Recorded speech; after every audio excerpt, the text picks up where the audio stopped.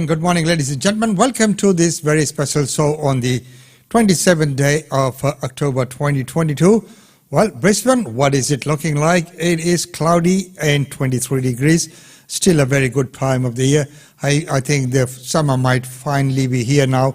In the morning when I go for my walks, I don't have to have my jacket on. So there goes the jacket in the first place. Then maybe the walking tracks will change that for the shorts. So as we get into a little bit warmer climate, yes, but it's beautiful days out here in Brisbane. The river's looking great, and looking out, the traffic's moving quite well from where we sit up on the 29th floor.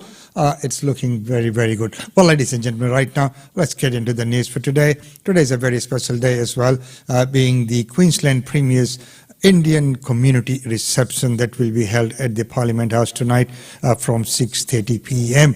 I will bring to you some reports on that by tomorrow. But right now, what's happening with the federal budget that's been put out? There were, the cash payments that were going to be made out, but I think the Treasurer is ruling those out.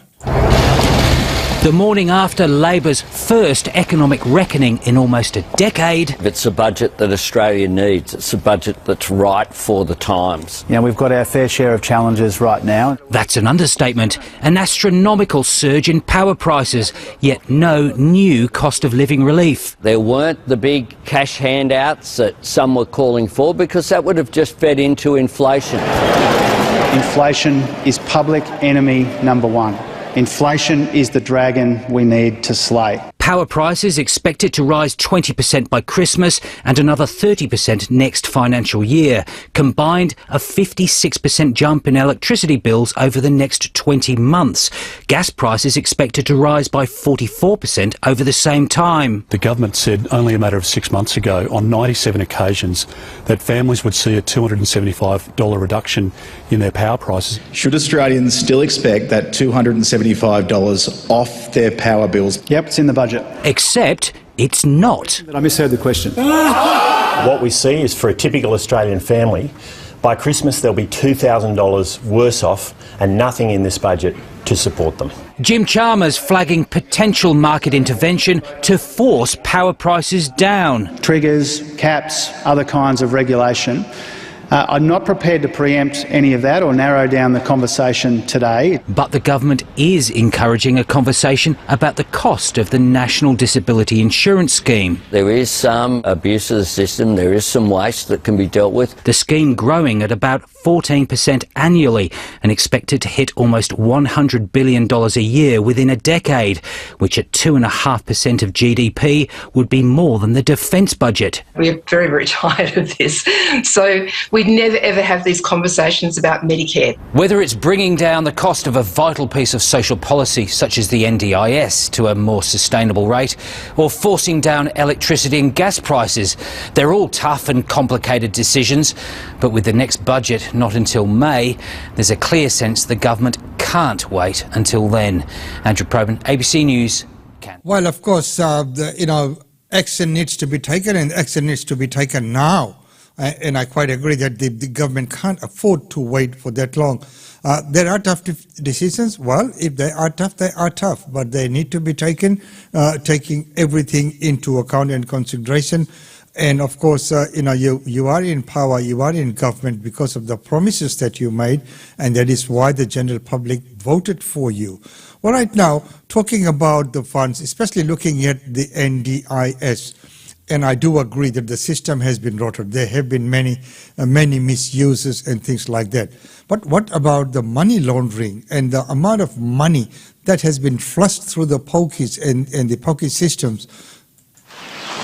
Dirty money from drug labs like these is being turned over in the gaming rooms of suburban pubs and clubs. In drug dealing and in poker machine gambling, cash is still king. It's not surprising the two found each other. $95 billion flows through New South Wales machines each year. A year-long covert investigation by the New South Wales Crime Commission has found many of those billions are spent by criminals.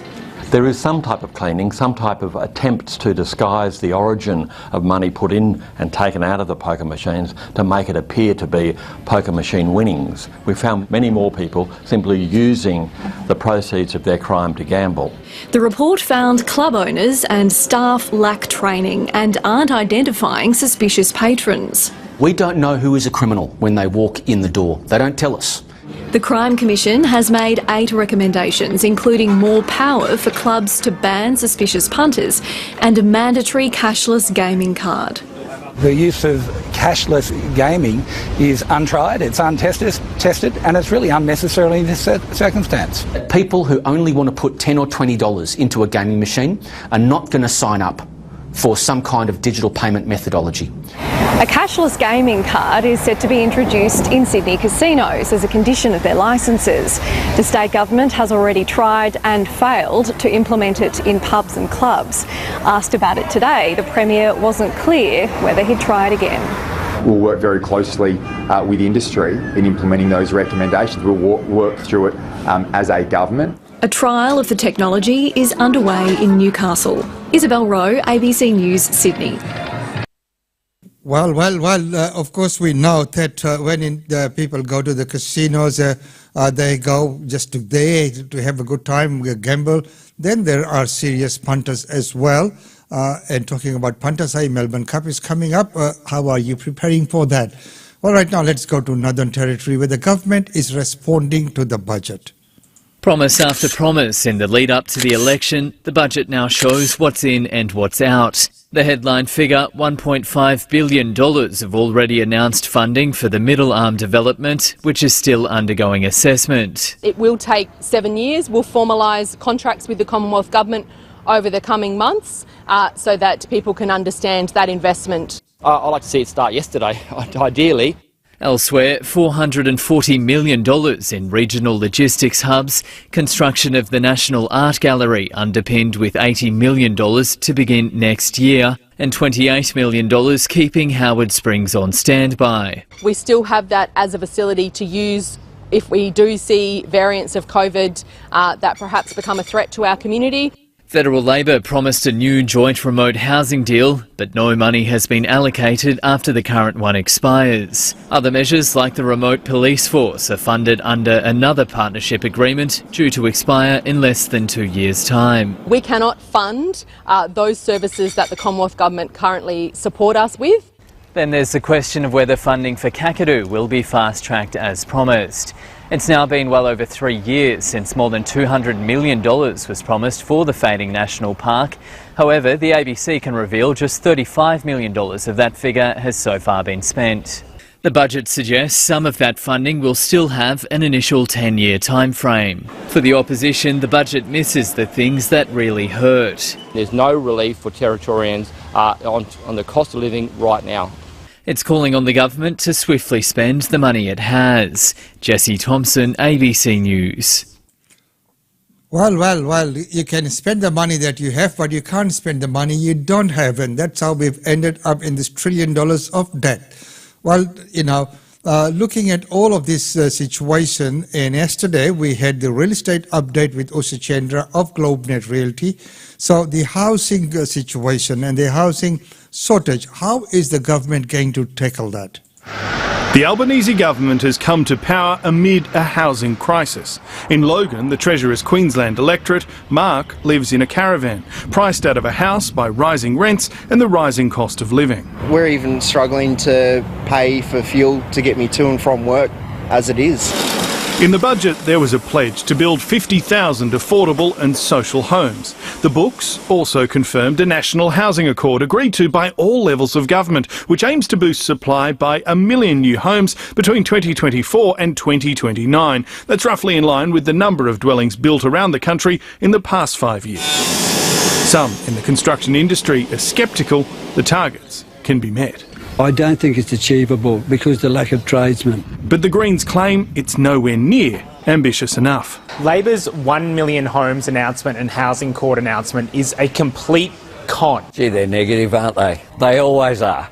Never have any solutions. The homes will be constructed near major transport links, and advocates insist the accord is a good first step because it gets different levels of government cooperating on complex issues like planning. It's really positive, and it comes after 10 years of policy neglect. The 1 million new homes figure is called an aspirational target in the budget books, which does seem to be a caveat that delivery is going to be difficult. And welfare groups warn it doesn't fully solve the problem anyway. They argue there should be much more in these books for renters. There's no immediate relief right now for people who are experiencing housing stress. They're urging the government to boost rent assistance in its next budget in May.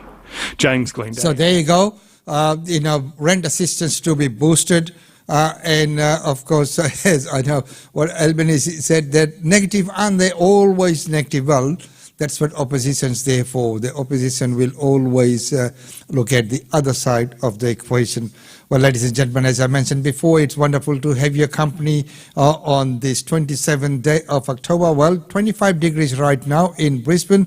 As we move on, did you hear about that incident in Qatar and the inhumane treatment? Here's that report. Well, I held a sign with a simple slogan: Qatar arrests, jails and subjects LGBT people to, quote, conversion. This is a reference to the fact that in Qatar, LGBT plus people can face up to 3 years imprisonment, in some extreme circumstances, potentially the death penalty, but that they can also be detained in so-called gay conversion centres, where there are very cruel, humiliating attempts to turn them straight. One of the victims that I spoke to described it as a form of religious and psychological brainwashing. He was so traumatised by the experience that he never fully recovered and sadly eventually committed suicide. So that gives you an indication of how inhumane Qatar's treatment of LGBT plus people is. It's only 3 weeks out until the World Cup actually begins, so what are you hoping to be able to do at this point? Well, my plan was to stage a protest in order to get news publicity, in order to raise public awareness around the world about Qatar's appalling human rights record. This is a homophobic, racist and sexist dictatorship. It should not be allowed to score a PR victory with this World Cup. We want to put human rights on the agenda, and I think the global coverage of my protest has helped do that. I hope that others will follow suit.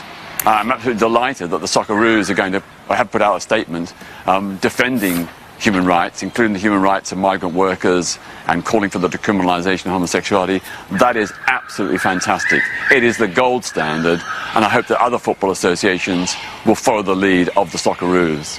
Hey Peter, it doesn't diminish your message at all, but just for clarity, Qatar says that that isn't how it rolled on the day that you had your protest, and Reuters is reporting saying that you shook hands with police, or that you weren't detained. Can you just sort of help clarify that?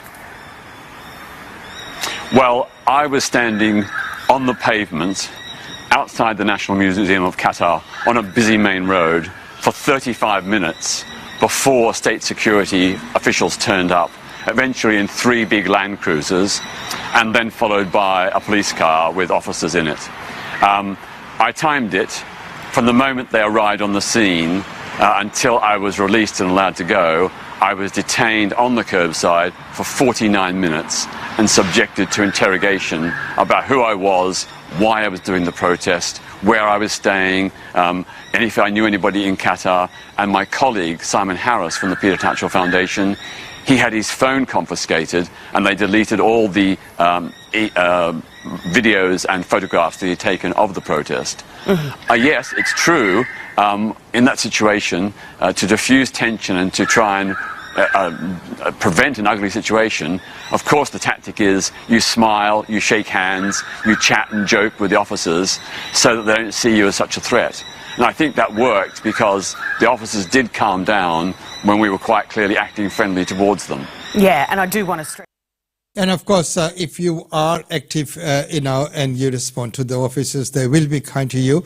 But the point is that, Qatar is Qatar. There are many countries which have their own set of rules, their own set of beliefs.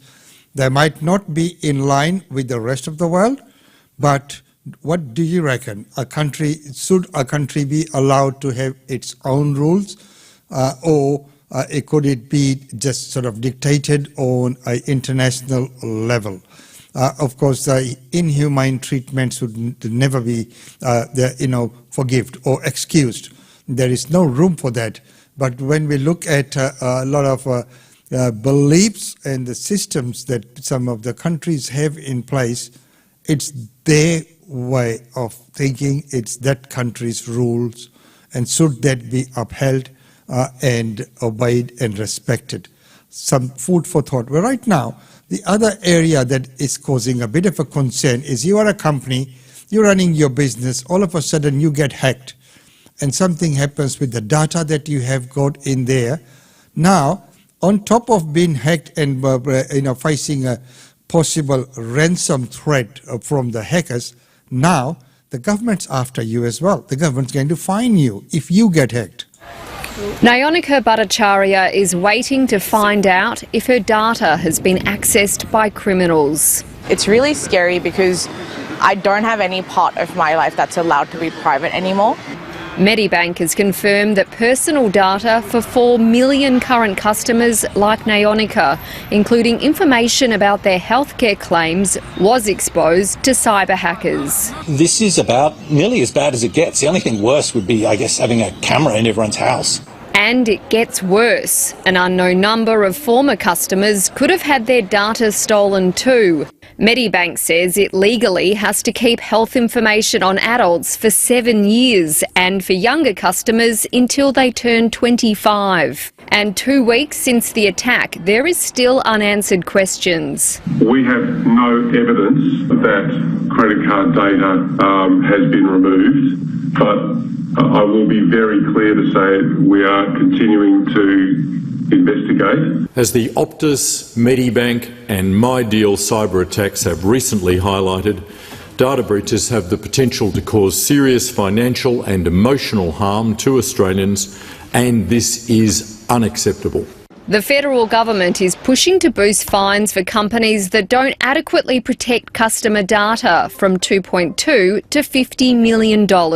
Governments, businesses and other organisations have an obligation to protect Australians' personal data, not to treat it as a commercial asset.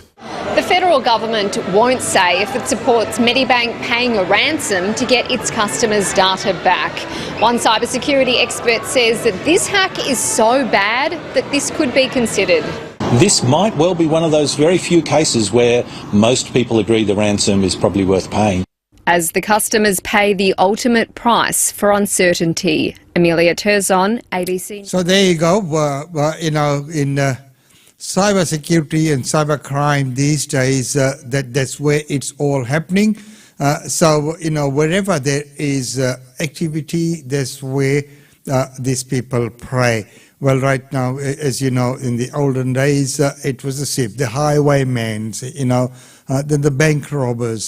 So they will always find some place where they can attack. And right now, the amount of data that's out there, the amount of data that is handled on a day-to-day basis, and the amount of data that is stored, be it medical records, be it financial records, be it taxation. There's so much information that's now stored because we are in the information age. So if you are a criminal, what would you target? You would target that information. Well, ladies and gentlemen, right now, before we go to our daily India report, let's go to this shocking news from Myanmar. It was supposed to be the celebration day of KIA, celebration 62 years of commemoration day. It's supposed to be the celebration days that ended with the sadness, and many people life has claimed over the weekend. Yes. Well, I understand this is considered the worst single attack since the beginning of the coup in February 2021. Does it come as a surprise?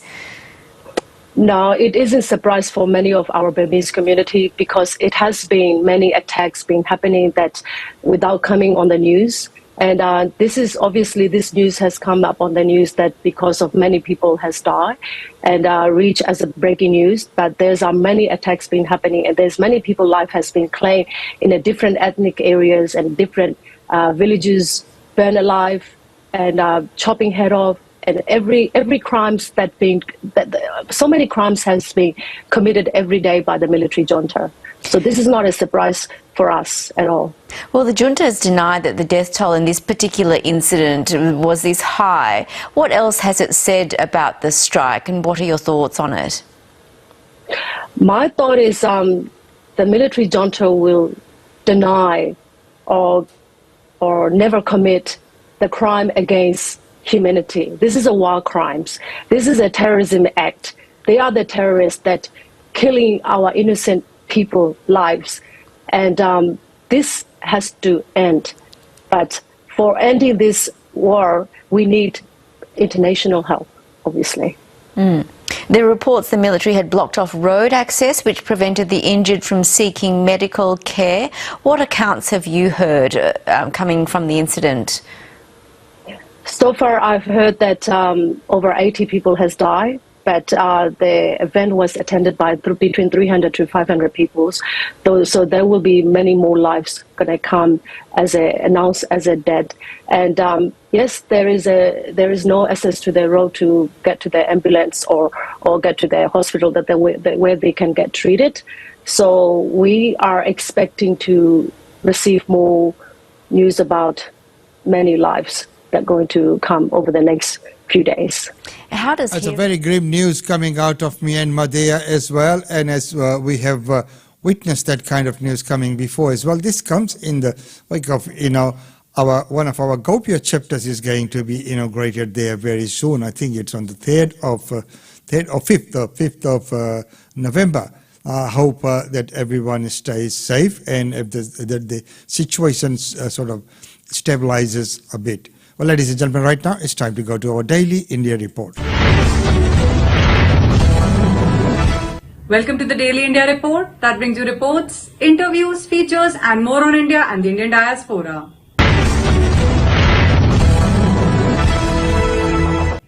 PIO Rishi Sanak takes office as the youngest Prime Minister of Britain. Father-in-law Narayan Murthy wishes him success. Newly appointed Conservative Party Chairman Rishi Sanak on October 25th became the first person of Indian origin to take over the post of Britain's Prime Minister. Sanak was anointed by King Charles III at Buckingham Palace earlier in the day, following which he addressed the nation from the official residence, 10 Downing Street. Sanak, who became the youngest Prime Minister in modern history, is now in the process of appointing ministers for his cabinet, a critical step that will decide the fate of his government's future.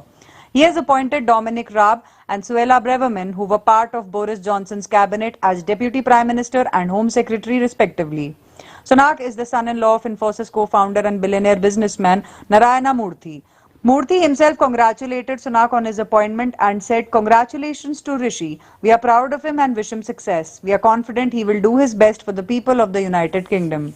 Rishi Sanak, an Oxford University and Stanford graduate, got married to Narayana Murthy's daughter Akshata Murthy in 2009 and has two daughters, Anushka and Krishna.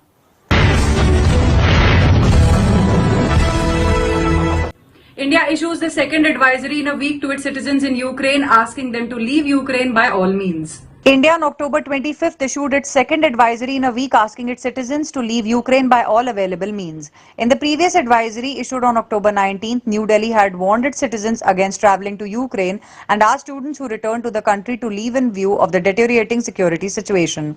In continuation of the advisory issued by the embassy on October 19, 2022, all Indian citizens in Ukraine are advised to immediately leave Ukraine by available means. Some Indian nationals have already left Ukraine pursuant to the earlier advisory. They may contact the embassy at the following numbers for any guidance or assistance if required to travel to the border: +380 933 559958, +380 635 917881, +380 678745 They may refer to the embassy website for avoidable options for border crossing, the Indian embassy in Kyiv said in a statement. According to the advisory, Indian nationals can exit Ukraine via the country's borders with Hungary, Slovakia, Moldova, Poland and Romania.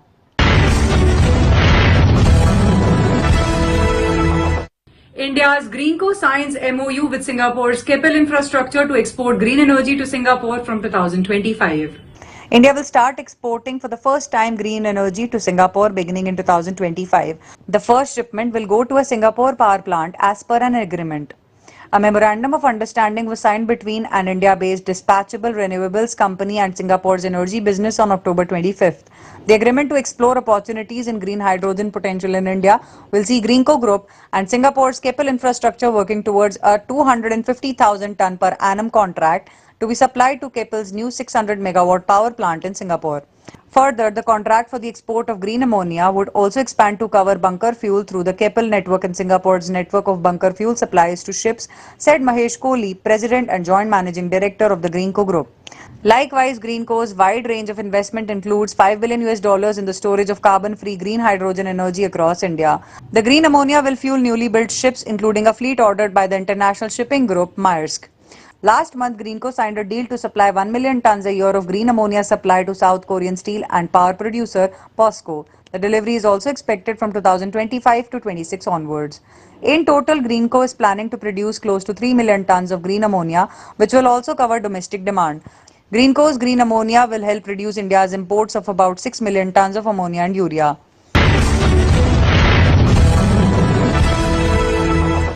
China's outgoing envoy says India-China should seek common ground and not allow their relationship to be defined by disagreements. China's outgoing ambassador to India, Sun Weidong, on October 25th said that it is only natural for the two neighboring countries to have differences, though they should seek common ground and not allow their relationship to be defined by disagreements. The comments were part of Sun's farewell remarks released by the Chinese embassy and came at a time when bilateral relations are at an all-time low because of a dragging military standoff in the Ladakh sector of the line of actual control. The Chinese envoy made no mention whatsoever of the tensions on the LAC or the border issue and instead sought to imply that differences between the two countries were due to the Western theory of geopolitics, which he said will only lead to competition and confrontation and a zero-sum game. He said we should seek common ground while resolving differences and properly handle the differences. China and India are important neighbors to each other. It is only natural for China and India to have some differences. The key is how to handle the differences. We should be aware that the common interests of the two countries are greater than the differences. Meanwhile, the two sides should strive to manage and resolve differences and look for a proper solution through dialogue and consultation instead of defining China-India relations by differences, he said.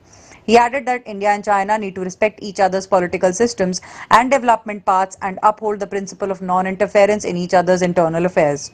After outlining his thoughts on three aspects of bilateral relations, who we are, how we got where we are today and where we are going, Sun contended that these dimensions demonstrate that harmonious coexistence and mutually beneficial cooperation between China and India are the aspiration of the people and the trend of the times.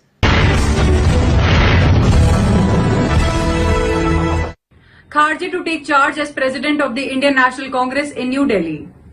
Newly elected President of the Indian National Congress, Mallikarjun Kharge, took charge of the post on October 26th at the All India Congress Committee headquarters in New Delhi. Kharge received the certificate from Congress's Central Election Authority Chairman Madhusudan Mistry at the AICC headquarters in New Delhi. Former party President Sonia Gandhi, MP Rahul Gandhi and the party's General Secretary Priyanka Gandhi Vadra were present at the program. On October 19th, Kharge became the first non-Gandhi Congress president in 24 years after defeating Shashi Tharoor by a huge margin in the race to the party's top post. All Congress Working Committee members, MPs, Pradesh Congress Committee presidents, CLP leaders, former CMs, former state presidents and other AICC office bearers were invited to the program. In his first address after being elected the Congress president, Kharge thanked outgoing party chief Sonia Gandhi on behalf of all party workers. He said that she sacrificed many years of her life for the grand old party. Kharge also congratulated his opponent Shashi Tharoor and said, I want to congratulate my partner Shashi Tharoor as well. I met him and discussed how to take the party forward.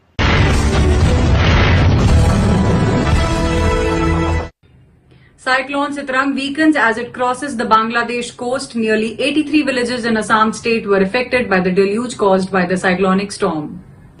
The India Meteorological Department has informed that the cyclonic storm Sutrang, which created a deep depression over Bangladesh, further weakened into a depression as it crossed the Bangladesh coast. The IMD tweeted, deep depression over Bangladesh further weakened into a depression and lay cantered at 5:30 hours IST of over northeast Bangladesh and neighborhood about 90 km north-northeast of Agartala and 100 km south-southwest of Shillong. IMD had issued a red alert indicating heavy to very heavy and extremely heavy rainfall under the influence of Cyclone Sutrang. The warning was issued for Assam, Meghalaya, Mizoram and Tripura states on October 25th. Heavy rainfall has caused some damage to the northeast states in India, including Assam and Mizoram. The situation in Assam continues to remain grim as nearly 1,100 people of 83 villages have been affected by the deluge caused by the cyclonic storm Sutrang. Several houses were damaged due to Cyclone Sutrang, which caused heavy rainfall and a storm in Assam. According to the Assam State Disaster Management Authority, 1,146 people have been affected by the storm. Sutrang has damaged 325.501 hectares of crops, as per the officials. Many trees and electric poles were also uprooted in various parts of the Nagaon district of the state due to the cyclonic storm on October 24th. Several houses in the Kaliabor, Bamuni, Sakmutia Tea State and Boraligaon areas of the central Assam district have been damaged due to the storm. No casualties due to the storm have been reported so far in the area. Akshay Kumar's Ram Sethu starts well at the box office with a fun adventure storyline. सरकार ने supreme court से राम सेतु को तोड़ने की इजाजत मांगी है। इस भरोसे को चुनौती कैसा दोगे? मेरे ख्याल में एक आदमी है। Akshay Kumar starrer film Ram Sethu was released in theatres on the occasion of Diwali and has got off to a decent start. Ram Sethu is a throwback to the national treasure of Hollywood from a generation ago when Nicolas Cage would go on a globe-trotting adventure to uncover an ancient archaeological secret. The movie takes that genre and blends it with Indian history, mythology and socio-political commentary. The result is an enjoyable edge-of-the-seat ride, but Ram Sethu does emerge as a fun popcorn adventure, the kind Bollywood hasn't produced in quite a while. Ram Sethu is about a veteran archaeologist, Dr. Aryan Kulshrestha, played by a long-haired and grey-bearded Akshay Kumar, a non-believer who is tasked with disproving the reality of the Ram Sethu, the bridge between India and Sri Lanka described in Valmiki's Ramayana. However, he finds that the structure may actually be man-made, implying Lord Ram may be historical after all. The film is the story of how Dr. Aryan dodges obstacles to find a lost trail in search of Ravan's golden Lanka, helped by environmentalist Dr. Sandra and a local Lankan guide, AP.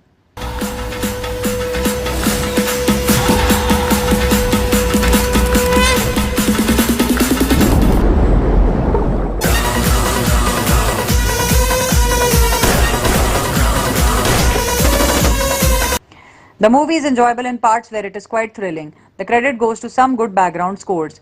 There are stunning underwater sequences and the way director Abhishek Sharma has captured the beauty and grandeur of Ram Sethu under the Indian Ocean is reminiscent of BBC Earth's Blue Planet documentary. At the box office, it saw an opening of 15 crores, which is second best for a Hindi original film in 2022 after only Brahmastra Part 1 Shiva. The Hindi-speaking mass circuits in states like Rajasthan, Uttar Pradesh, Bihar and states in central India are responding well to Ram Sethu. दुनिया में श्री राम के लाखों मंदिर हैं, पर सेतु सिर्फ एक।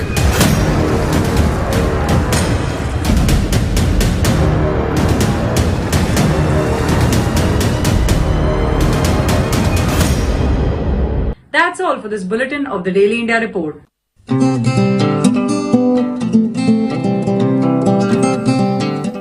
And thank you very much, Ankita, for that report today. Ram Sethu seems like it's doing quite well. And Munish Gupta, once again, happy birthday. And you've done very well. And to the whole team in Delhi, well done. Right now, let's go on to check some out events and functions taking place right here in Brisbane.